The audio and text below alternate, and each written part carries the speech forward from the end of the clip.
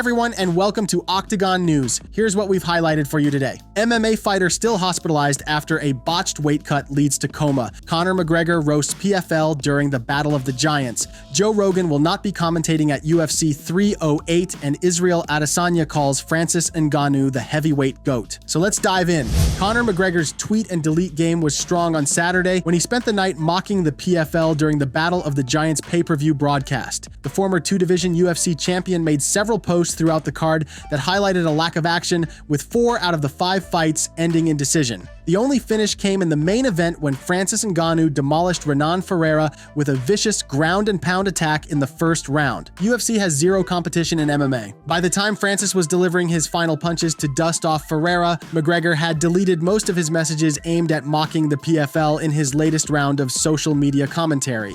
Israel Adesanya has seen enough to assure him that Francis Ngannou is still the true king of the heavyweight division. Francis made a spectacular PFL debut at Saturday's Battle of the Giants event, needing less than a round to ground Renan Ferreira and knock him out with a series of devastating punches. It was the first MMA fight for Francis since he defeated Cyril Gane at UFC 270 in January 2022. Though UFC heavyweight champion Jon Jones is scheduled to take on former title holder Stipe Miocic in a long-awaited fight at UFC 309 on November 16th, Adesanya doesn't agree that the winner of that bout should automatically be granted GOAT status. Hell no, the debate isn't done. Well, it was Kane first, and then Stipe, and then right now people still hold Stipe as the greatest of all time in the heavyweight division, but I think he's one of the greatest, and he has beaten Francis, but Francis beat him in the worst way. I think Francis is the greatest heavyweight of all time, but again, now Jon is in there, he's the heavyweight champion. He's only fought once at heavyweight. Jon Jones can never be the greatest heavyweight of all time if he doesn't beat Francis. Until then, Francis is the heavyweight GOAT. Do you agree with Israel Adesanya? Can Jon Jones be the GOAT if he never beats Francis? Let us know in the comments.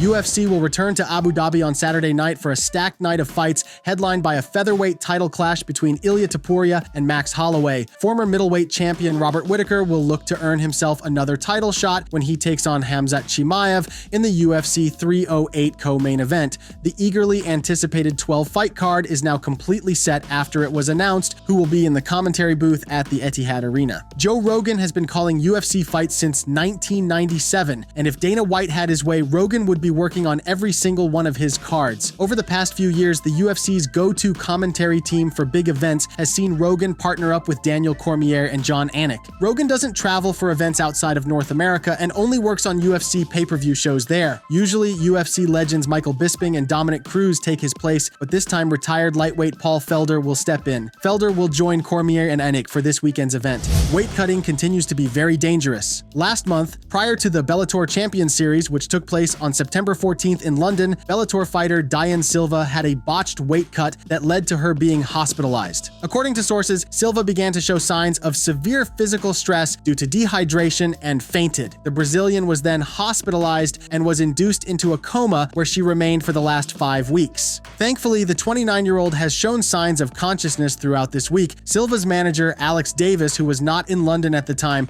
explained more about the situation. Diane had an accident as she made weight for her debut in Bellator in London. She was promptly seen by a doctor and was transported to a hospital in very delicate condition. She was admitted and has been kept in an intensive care unit since. She has been under careful medical treatment and has been steadily improving. Please join us in our support and well wishes for her and her family as she recovers from a very difficult situation. PFL, which purchased Bellator last year, has tried to keep this situation quiet, and PFL employees were specifically told not to talk about Silva and not to respond to any requests. Thanks for watching. Be sure to like, comment, and subscribe for more updates. See you in the next video.